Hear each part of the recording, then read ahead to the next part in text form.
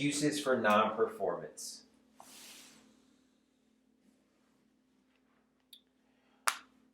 All right, Nicole. In the very beginning of contracts, I told you guys, you want to have this perspective at looking at all this as there are so many different ways for a person to avoid contract liability. And there's all these arguments by that party to do so. Oh, maybe the contract wasn't formed. Well, maybe this wasn't a term, right? Things like that. How does this factor into that, right? What essentially are we arguing here? So if they didn't perform, now they have a reason that's outside of a breach. So it's an excusable reason to not perform. Exactly. So again, even if a contract was formed, the terms are not favorable to the defendant. The defendant did in fact not perform on those terms. Looks like there's going to be a breach, but wait. There might be an excuse for non-performance which still avoids contract liability. So we simply have now a list here of the different excuses for non-performance. Nicole, will each of the ones that we list here have the same function, yes or no? Yes. They will all have the same function as serving as an excuse for non-performance. Can you please tell me what that list of excuses is? Material breach, anticipatory repudiation, insecurity about a party's performance, conditions, and then a later contract, and unforeseeable or unforeseen circumstances. Thanks to my memorization time yesterday. There we go. So you went a little bit further than what we covered yesterday. I ain't mad at it. I like it. All right. So that's your list, right? Kind of come up with some mnemonic. I think I had something in the blueprint maybe or one of the charts. Let me see if that's somewhere. Also, you do have a chart for this with all the excuses. I think somebody came up with one before, but I didn't put it in here. But yeah, if you can, come up with a mnemonic to remember this list of them. All right, so we already talked about material breach. So, I mean, that's the intro to excuses. Let's start to knock out each one at a time. Material breach, as you see in the blueprint, it just says everything is discussed as above. Rules see above. So now we're in the world of anticipatory repudiation. I know it's 142. Let's go ahead and perk those ears because I'm going to tell you right now, there is a good chance you are going to get tested on anticipatory repudiation. I'm not saying that it's for sure going to be on the essay, but they often test it on the essay portion of a contracts question, and it'll definitely be on your MBE. All right, so what is an anticipatory repudiation? An anticipatory repudiation can be used to, one, prove breach or be used as an excuse for non-performance. A party's performance is excused if the other party commits an anticipatory repudiation. A party commits an anticipatory repudiation if, then you have these three elements. The breaching party makes an unambiguous statement that they will no longer perform. Hold up, pause on that, just because I know sometimes reading these elements, right, you gotta reread it anyway. Let me start off with like the feeling and the idea of an anticipatory repudiation compared to a normal breach situation.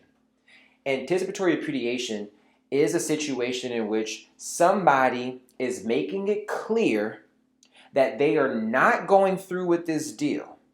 But what's important about, I'm gonna call it AR for short, what's important about AR is that this statement has to come at a time before either party completes performance. So it's a lot about timing here. So Nicole, really quickly, if I'm contracting to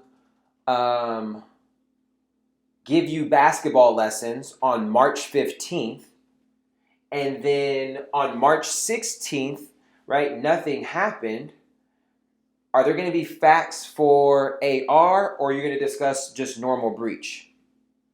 Just normal breach. Just normal breach, right? Because nothing happened before that time for performance was due.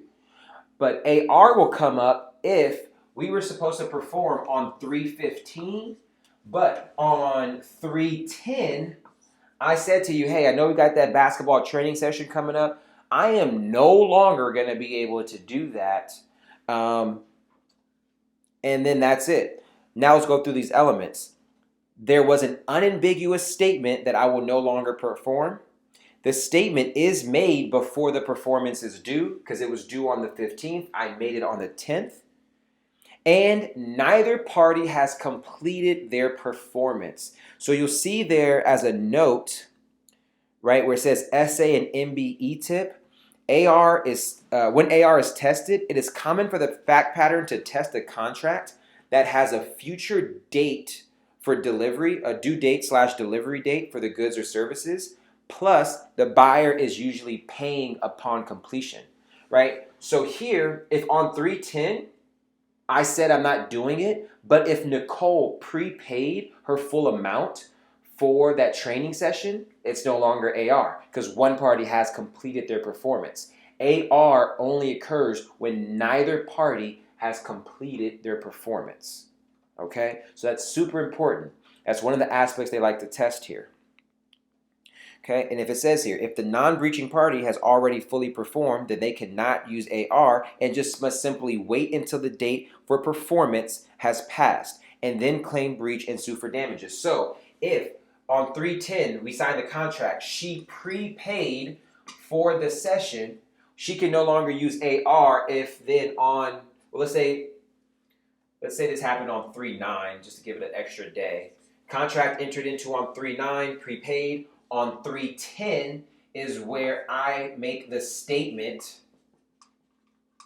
that I'm not going through with it anymore. Well, she can't use AR on this date because she has completely performed. She now has to wait for 315 to come, and then I don't perform on that day, then she sues. The benefit, as you'll see with these hypos, of being able to use AR is that if she did not prepay, I did make this unambiguous statement here, she can automatically sue now instead of having to wait until this date. Now in this hypo, that doesn't appear to be that big of a deal because it's only 5 days. But what if we said that the date for performance was 12/15? Right? And then a day after the contract, I said, I'm not going to be able to do that. Well, now she has to wait all the way till December 15th to wait for performance to not happen as she already knows to sue. Then AR is going to allow her to sue on 310. Okay?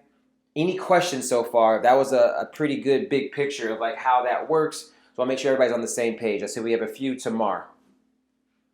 So I thought anticipatory repudiation was an excuse for non-performance, but the way that you just explain it sounds like it's like it protects the person that I thought like the person that didn't perform would use it.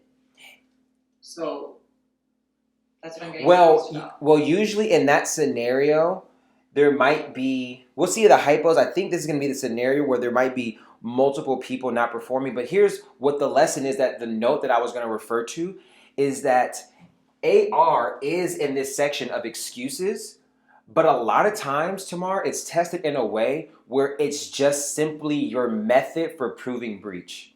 So Okay. Yeah, because this doesn't really sound like an excuse for non-performance. exactly. So that was the major note that I wanted to make sure I came back to. And that's what I realized I had to wrap my head around. And now I'm communicating that to you guys. Because I'm like, I'm doing these essays and it's like they're starting off with an AR, right, very high up. And I'm just like, how and why? And it's because they're not using it as an excuse for non-performance if that's not the context of the facts. They're using it as just like that was the form of breach. So that's the thing. This is an excuse for non-performance, but as you saw in that note, it also goes in the breach section as just this was the type of breach. The type of breach it was an anticipatory repudiation. Yadi? I don't know what that means. Would we ever be tested of part performance? Like, for example, I give a deposit Not partial performance? I can't remember off the top, but the rule here says that neither party has completed their performance. So if there was part performance, then that would still be grounds for AR based off of strict reading of that rule. I can't remember off the top like how that plays out. Thank you. Yeah. And then the other thing that I do want you guys to be ready for and look out for is the first element, the unambiguous statement. They love to test on that aspect of the rule, right? On 310, I tell who was I doing that hypo with? Nicole, oh man, I sprained my ankle the other day. I don't know if I'm going to be able to do that training session with you in December. Nicole, is that an unambiguous statement that I am not going to perform? No. No. So that's where they'll also test you, is knowing that threshold for what is an unambiguous statement versus what is something that is just casting doubt. Casting doubt is not enough for AR. You have to be clear. Casting doubt is going to trigger the next rule, and that's insecurity about a party's performance. Okay? I see we have some more questions. Vanessa? Yeah, and that example you previously gave with the full payment up front, if the breaching party had decided to return that money, is there still a claim for anticipatory repudiation after the date has passed? So you're essentially trying to return the money in order to be able to use AR? Yeah. Yeah, I haven't seen that happen before. And like per the rule, like I would say no, because you would just always do that in that context. So yeah, I haven't seen that before, and I would lean towards probably not, because it just seems like a little like too good to be true hack to be able to use it. Okay. Yep. Next, Matt. Yeah, that first element, that's just a basic, like, what a reasonable person would determines ambiguous and unambiguous, right? Exactly, and it never gets really too complicated. But yeah, they usually make it pretty clear as to whether it was a clear statement, I'm not moving forward, versus something where there's like just doubt casted. They'll give a fact pattern where it's like DeAndre didn't even say anything to Nicole. Like Nicole heard something from Matt that DeAndre got injured, and then now she wants to use AR, and it's like that was not an unambiguous statement. So it'll be relatively clear when it is and when it isn't. Okay, so before we move on, one last thing, right? When we're looking at AR, not as an excuse for non-performance, but rather just an alternative to proving breach, what did I say was one of the major benefits of being able to use AR? You can do it like right away. Exactly. Instead of waiting for performance. So let's take that into the next section, which is options for the non-repudiating party. If a party commits an anticipatory repudiation, here are the options. Okay? They can sue immediately. That's the number one. They could suspend their performance and wait until performance is due and then sue. So that's then just waiting for the normal breach. We've talked about this. And then number three is that you can use the AR to just essentially treat this as a rescission and walk away from the deal, right? It's like, all right, let's just unwind this completely. And then step four, back to what I was saying, the bar every now and again will like throw in this, like make this policy argument. Like you could urge the other party to perform. Nicole can say, come on, D, I know you got the best jump shot in the land. Please come train me in basketball. And I'll say, okay, fine. So you can just give that like at the end of the essay. You can always try to urge the other party to perform. All right, and then you have withdrawal. So let's see if this goes to your question, Vanessa. The anticipatory repudiation may be withdrawn unless, no, it's something different, but you can withdraw unless the repudiation was accepted by the non-repudiating party or the non-repudiating party materially relied on the repudiation. So we'll leave that there. I do believe we have a hypo on it. We'll see if we get to it, but pretty straightforward concept, and withdrawal is not tested a whole bunch. So let's get into some hypos. And I think we got to have at least one of it used as an excuse and at least one of it used as an alternative to proving breach. So let's see. Let's go with this hypo for Let's go with Ernesto. Ernesto, can you read number 1 and I will illustrate? Alright. On June 1st, Drake left for Cancun, Mexico to spend the summer there. A week into his trip, he realizes that he wants to buy a new house. He goes on redfin.com and finds Harry, a homeowner who was selling his house in Inglewood, California, next to the new LA Rams football stadium. On July 1st, the two enter into a land sale contract with a purchase price of $2 million. Drake doesn't plan on leaving Mexico until the end of summer, so the contract stipulated that September 1st is the date for delivery of the deed and Drake's payment. On August 15th, Drake receives an email from Harry that says, "I'm not sure if I'm going to be able to sell this house to you. My wife really hates your music and thinks you're a bad person." Drake receives this letter and immediately buys the house next door that was also listed for sale. Drake ended up paying $100,000 more. It is now August 20th, and Drake sues for damages. Will Drake be successful? Okay, so let's get situated here. I got some of these notes down. Let's fill in the rest. We have a contract between Drake and Harry, right, for the sale of a home. Okay, LA Rams, new stadium, got it. The purchase price, so it's home, and then it's for $2 million, right? Not very important for what we're focused on. Drake doesn't plan on leaving Mexico until the end of the summer. So the contract stipulated that September 1st is the due date. Again, very common that you have this due date and money is not paid until that due date as well. On August 15th, Drake sent an email, and that's what we're going to be analyzing, whether that email amounts to an AR. Okay? And then it says Drake received this letter and immediately buys the house next door that was also listed for sale. So I'm going to write down as a note, like if that was an AR, that was Drake essentially accepting that AR by acting on it and materially changing his position and reliance. Drake ended up paying $100,000 more. It is now August 20th and Drake sues for damages. So who's upset? Drake. Why is he upset? Because he wanted a house for $2 million in that neighborhood, and he ended up having to buy the one next door for $100,000 more, and he wants damages. Okay? So what we have to determine now is whether there was a contract and whether there was a breach. So we'll go down that path. So Ernesto, we need to analyze specifically that email because that's what he tried to act on immediately.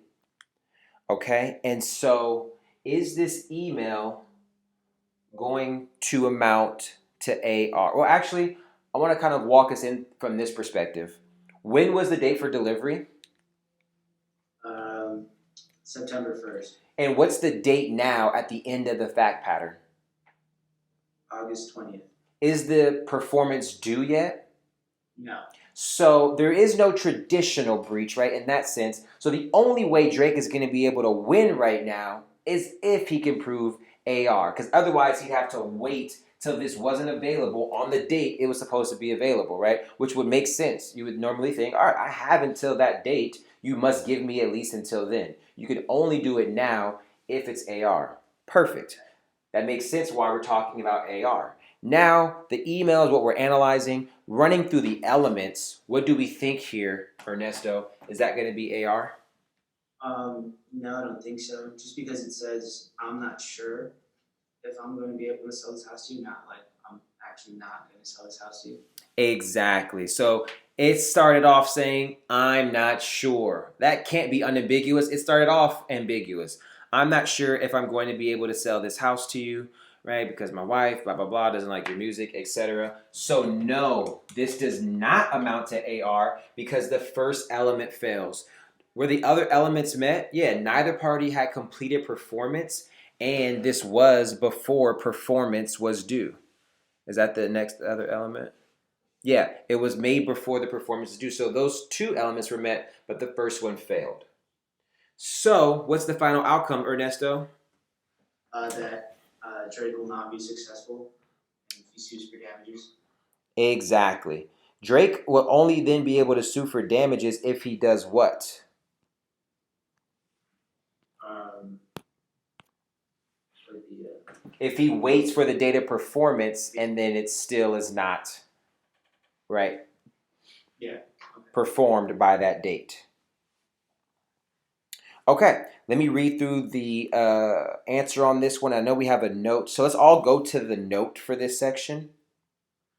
And then to Tamar's point, I have a whole little section there. This is an example of it being used as an excuse for non-performance. But let's read through everything to make sure we're getting this down. There is no AR because there was no unambiguous statement that Harry would no longer perform his contractual duty. The language in the letter starts with, I'm not sure, this is not enough. Moreover, this is not a breach because Harry's performance is still not due. Harry is not responsible for delivering the property until September 1st. In order for Drake to be successful, Harry would either have to actually use language to amount to an AR or fail to perform on September 1st. Since neither of those have happened, Drake loses. Awesome. I think we're all understanding that. Note, this is an example of AR being used to prove breach. Since Drake is the one suing, he is not attempting to use it as an excuse for his non-performance.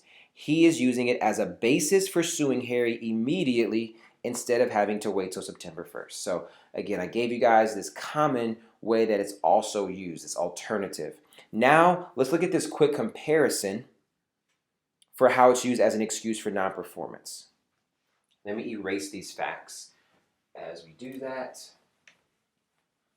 in case we need to illustrate. All right, it says buyer and seller make a contract for goods with a delivery date that is a month later. Okay, so no specifics. During that month, seller becomes extremely nervous about buyer backing out of the deal for no good reason. Seller then sends a letter asking for assurance that the buyer is in fact going to perform on that date. Buyer fails to respond to the seller. Seller then decides to sell the same goods to a different person. Buyer comes ready to pay on the contract date for performance, but as we know, the goods have already been sold. Buyer then sues seller for breach. Seller tries to use anticipatory repudiation as an excuse for his non-performance, but in this case fails because there was no AR. It is insufficient because buyer did nothing to cast any initial doubt/fear in seller. Therefore, failing to respond to a request for assurances is not a repudiation. So Tamar, I know you started off with this, and then I'll get any questions or issues from anybody else. Do you see how this is a little bit different? Yeah, because there's no like unambiguous statement or anything, and I can see how now it's being used as An excuse. Yeah. Exactly. So now this was being used as an excuse on behalf of the seller, but he just ultimately won't be successful. So this is a non-successful attempt at using AR, but that is how you would use it to be an excuse for his non-performance. Jordan, Sorry, in this example, let's say if the buyer did respond and say like, well, yeah, maybe I'm not sure, then he would be able to use AR, right? Well, if he just said I'm not sure, that still wouldn't be AR because that's not unambiguous. So, in whichever way you want it to get to AR is if the elements of AR were met, then yes, he'd be able to use it as an excuse for his non-performance. Okay, so let's work through some of these questions. Jordan, you had one? Yeah, so for number one with Drake, so since there was no anticipatory repudiation, then these options for the non-repeating party don't pertain to Drake? Exactly, no. Which is why he can't sue immediately. He can't sue immediately. He'll only be able to sue if and when September 1st comes by and Harry has failed to perform on the due date. So wouldn't it be the suspended and wait? Well, that's just like an option. Yeah, exactly. So like that saying it's an option is just stating the obvious that you can always just wait until performance is due. So it's kind of like a stating the obvious option for anticipatory repudiation, which is why I was saying the main thing that you really need to focus on, the main benefit of AR is the ability to sue immediately. Okay, got it. Thank you. Yep. RP. You mentioned something about using AR as breach, as a method to prove breach. Mm-hmm. So is that when the plaintiff is asserting AR, so Drake? That I kind of got confused when you mentioned it as breach. So Exactly. So Drake is suing for breach, and he's using like his method of proving breach is AR, and that just allows him to bring suit immediately if the elements of AR are met instead of having to wait until later. and in this case, since AR is not met, he has to wait till September 1st to bring Correct. it.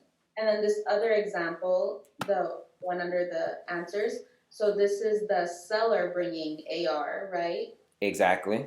What's the traditional way?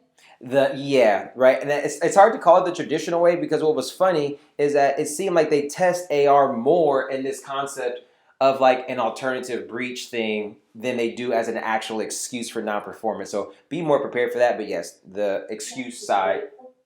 The Drake example, I felt like it was going like counterclockwise, so it took me a second to like wrap around what was actually going on. Yes. But okay. So yeah, and so again, the Drake hypo is what you guys are going to commonly see. So make sure that that is clicking at some point because yep, that's the popular one. Clarence. And tying it back to yesterday, but if the Harry performs on that date, would Drake now be in breach if he does not pay? Yes. So would he be stuck with 2 houses? Yes. So it wouldn't go to the third party. Well, I guess he didn't have knowledge. So, okay. Yep. Perfect. Louis. So in the quick comparison, under like the sample answer for like the hypo, in that case, so we talked about how the buyer wanted to use it as or the seller wanted to use it as an excuse for non-performance. But in that case, had the buyer found out that the seller sold it beforehand, the buyer could actually sue for anticipatory repudiation, in that case, as breach. Yeah, and then just tighten up the wording. Let's say he could sue immediately on the basis of anticipatory repudiation. Got it. Yes. But because he came and he found out on the contract date, he would just sue for breach of contract. Exactly.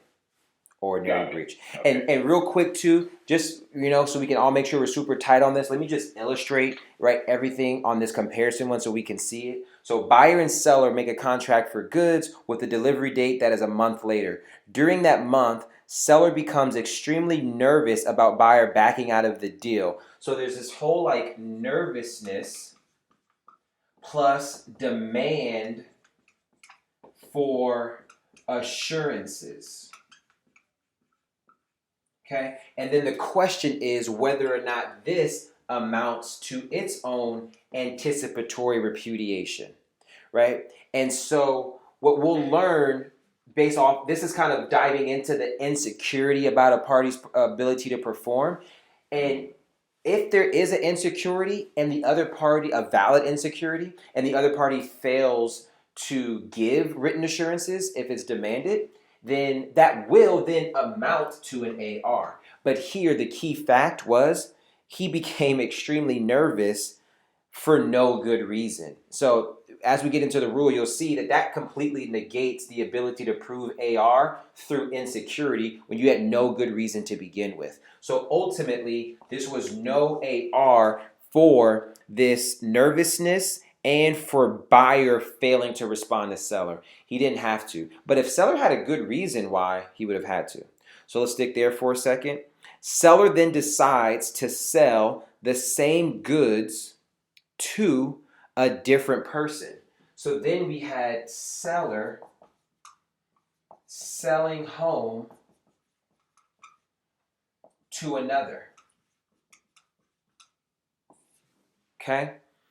Buyer comes ready to pay on the contract date. So this is kind of to Louis' point. Had the buyer been aware of this conduct prior to the date, because it just says that he showed up on the contract date for performance, But as we know, the goods have already been sold. So since he didn't know before, there is no AR. But had the buyer been aware of this conduct, that actually would have been an AR there where he could have sued on the date that he had sold that to somebody else. But it says that he didn't know. He just showed up to the date for performance and found out that the goods have already been sold. The buyer then sues the seller for breach.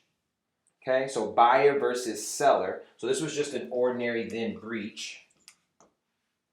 So the buyer is suing seller on the basis of this breach.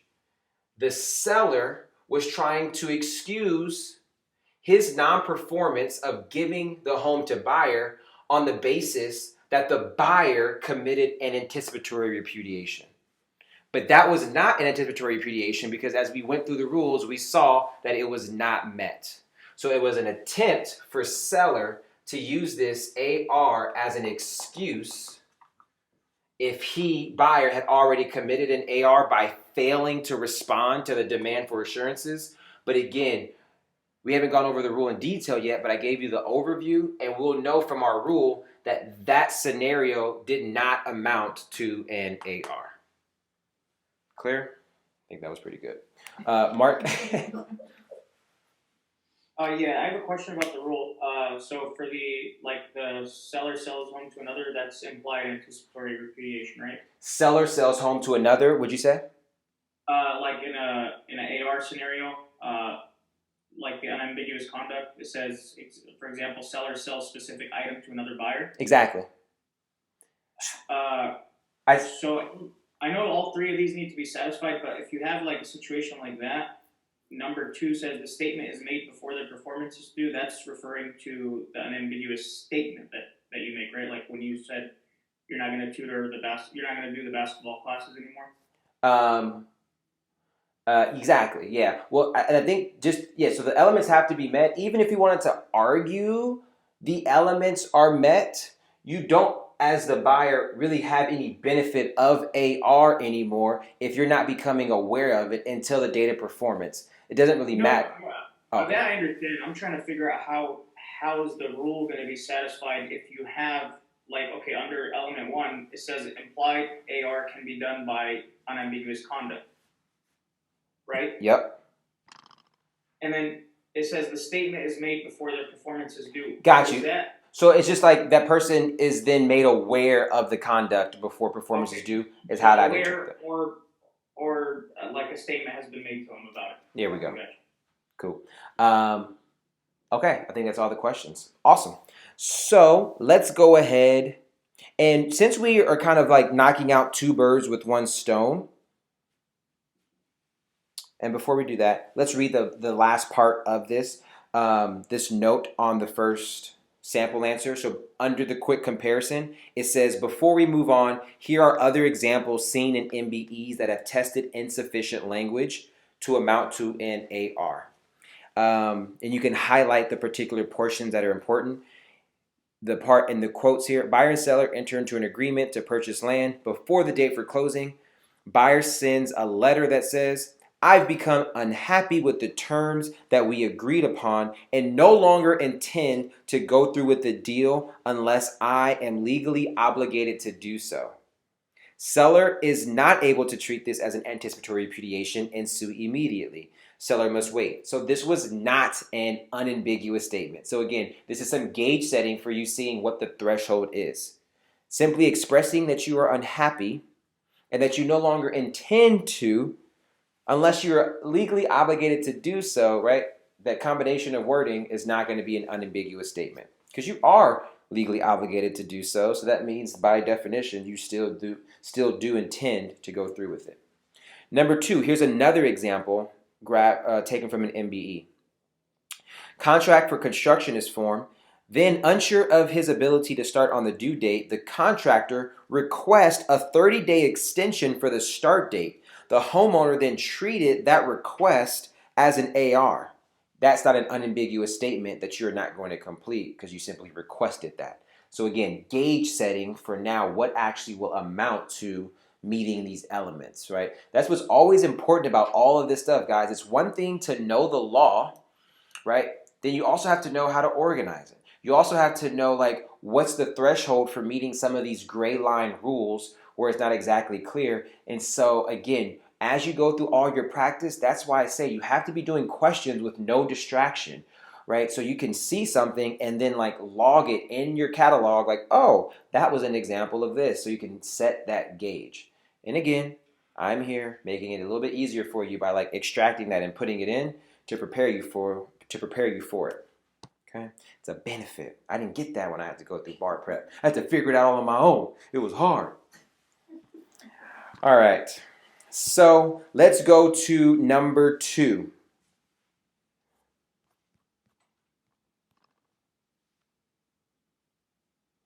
All right, so this is the same fact pattern, but Harry's message is different.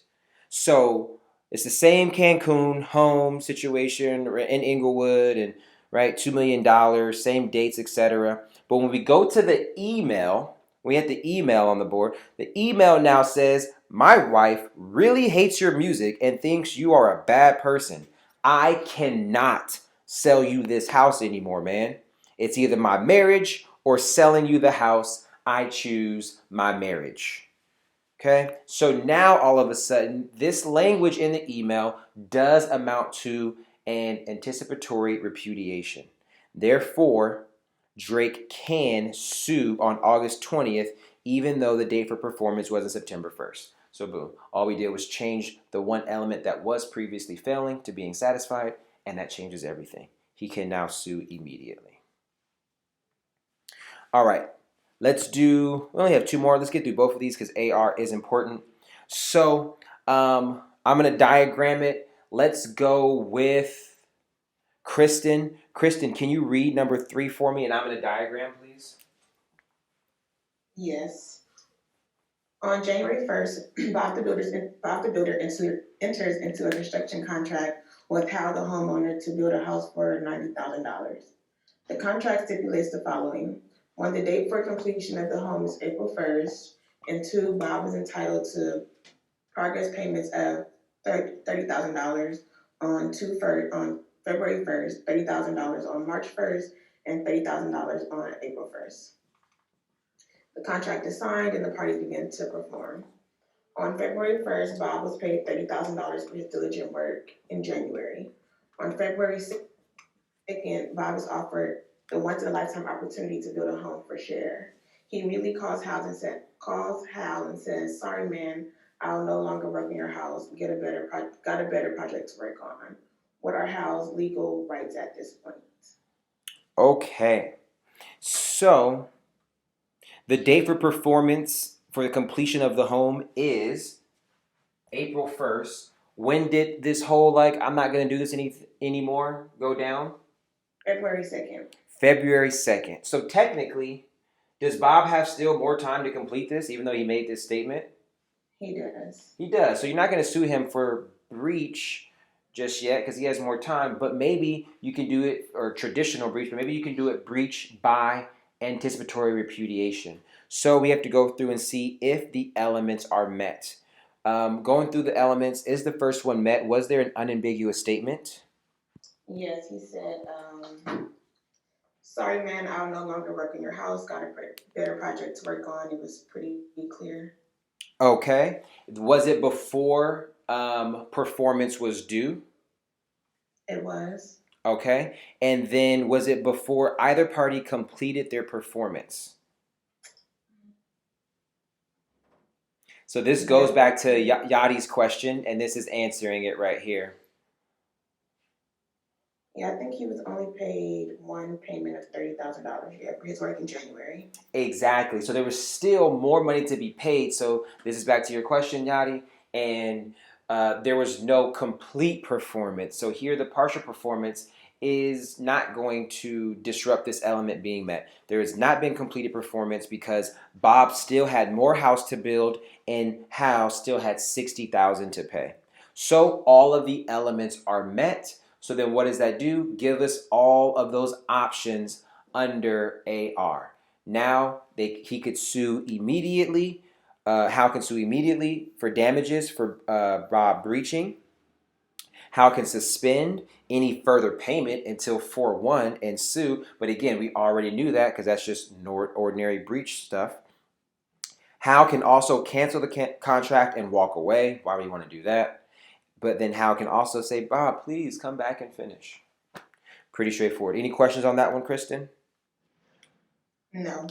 Cool. And then there's your note at the bottom of that answer, Yadi. Partial performance is okay, but if one or both parties have already completely performed, then there is no AR. If Hal happened to pay everything up front, then there can be no AR. All right, let's do our last one, and let's go with Fred. Let me go to the hypo. All right, Fred. And actually, this one is just going to withdrawal. So let's kind of go towards the end. It says, once in a lifetime opportunity to build a home for share. I'm going to come back to you on the next one, Fred. I'll just do this one.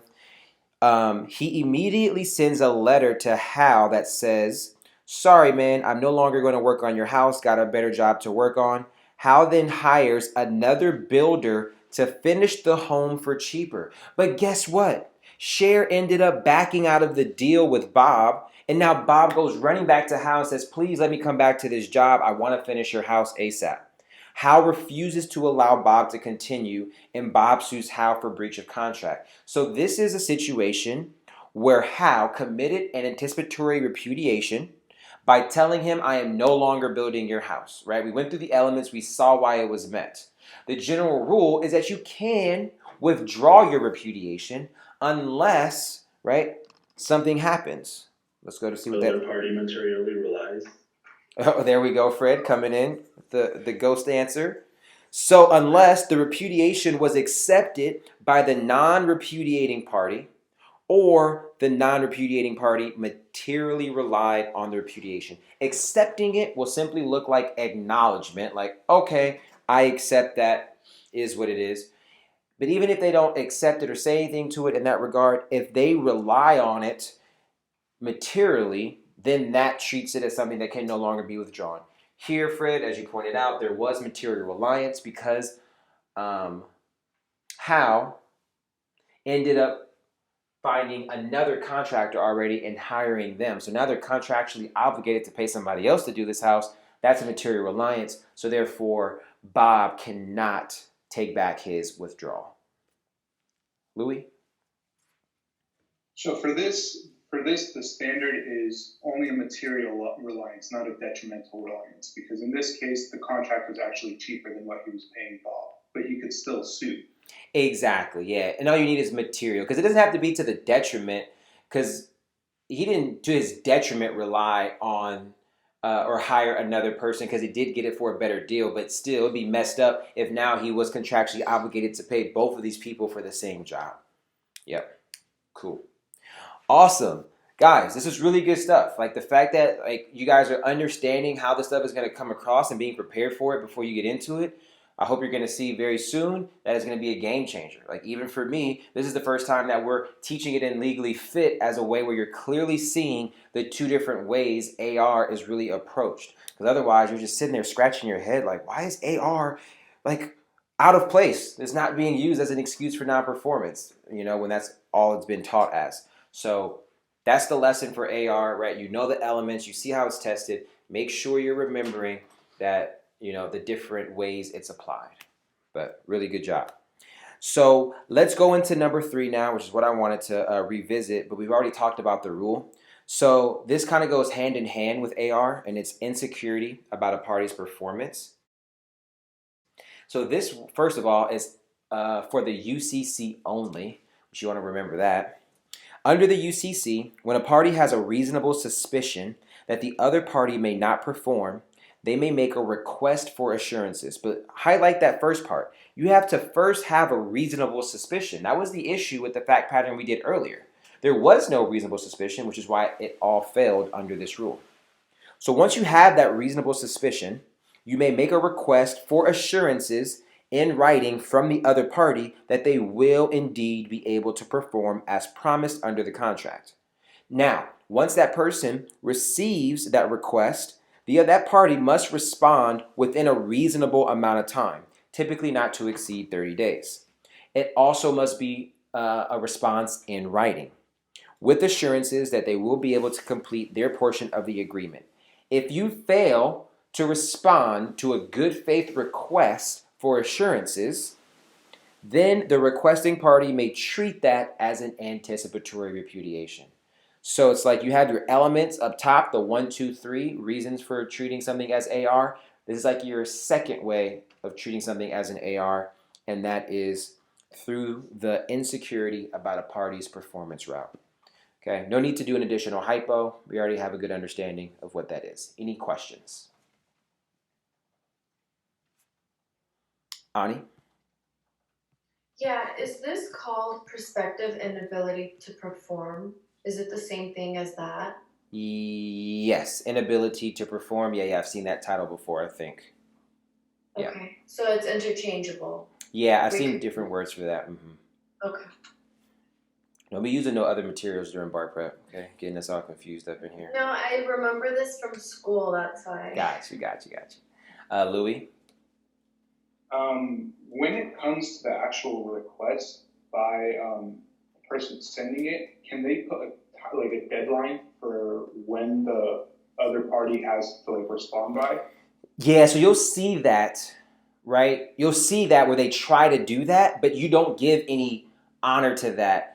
You go by the rule that says you have to give them a reasonable amount of time. Somebody will be all stressed out and be like, look, man, I need you to give me written assurances by the end of today, whether or not you'll be able to do that. And then they won't respond to that by the end of the day, but they'll respond by the end of the week. And it's like, yeah, that's no AR. Yeah. Okay. Great question, guys. And again, that's kind of like a question that you'll come across even in your own practice in different rules. And that's where, again, you kind of have to think logically and apply the rule that you do have, right? It's happened to come up here, so you'll be prepared for it. But those are the type of things that you'll see where it's just like they're going against the rule in a way that well, that's crazy. And you just apply what you have. But don't change your rule. Just apply this rule to this or this unique just apply these unique facts to the rule that you have, which is you get a reasonable amount of time. There's no part of this rule that says the person demanding assurances gets to stipulate the time frame. So again, that's kind of like the stick to your guns concept, but great little bar lesson there. Last question, Mark, and we need to move on. All right, it'll be quick. So they don't have to actually send a letter, right? And what do you mean? Which party? The party requesting assurances or the party? The party requesting assurances, they don't actually have to request assurance as long as there's reasonable suspicion. No, if there is reasonable suspicion, then they get to, but you can't use this whole theory to prove AR unless you made those assurances. Oh, okay. No, okay, because it says they may make it, but Yeah, it's just kind of saying once there's reasonable suspicion, then you may make a request. Yeah. okay, good. Yep.